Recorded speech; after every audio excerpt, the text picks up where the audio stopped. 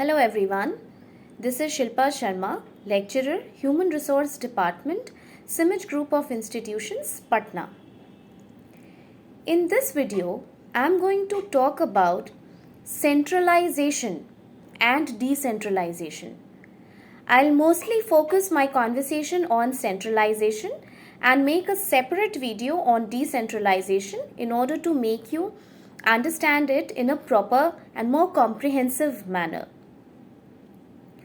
Centralization and decentralization are two modes or two structures that we can see in the organization. Centralization means that everything is centralized.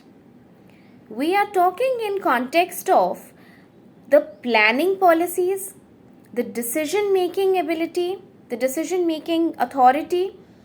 This completely resides in the hands of top management when we talk about centralization mode of running an organization. Now, generally it is advisable that centralization is suitable to organizations which are smaller in size, because for large organizations it is impossible for just one person or one top management to be sitting at one place and taking decisions for its organizations everywhere.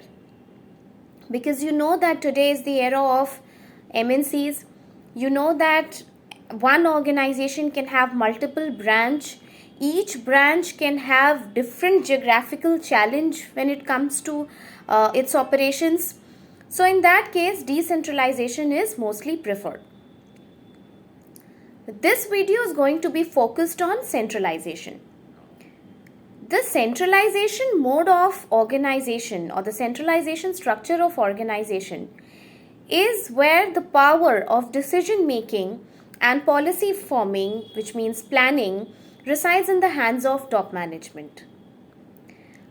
What happens in this kind of structure is that there is a strict control which can be enforced throughout the organization.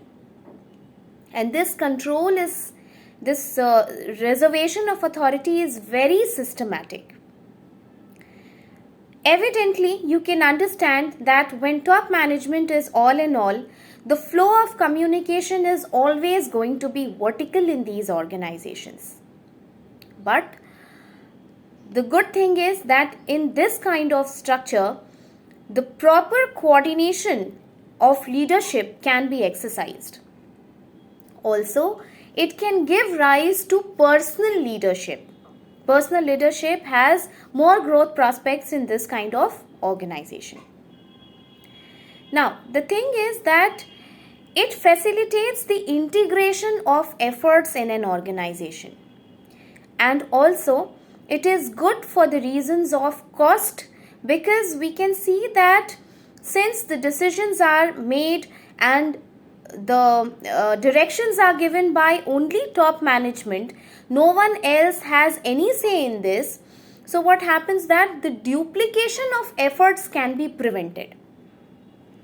Now, one of the things which is required in management of the organization is to prevent duplication of efforts. So when duplication of efforts will be prevented, it will automatically be driven towards less cost.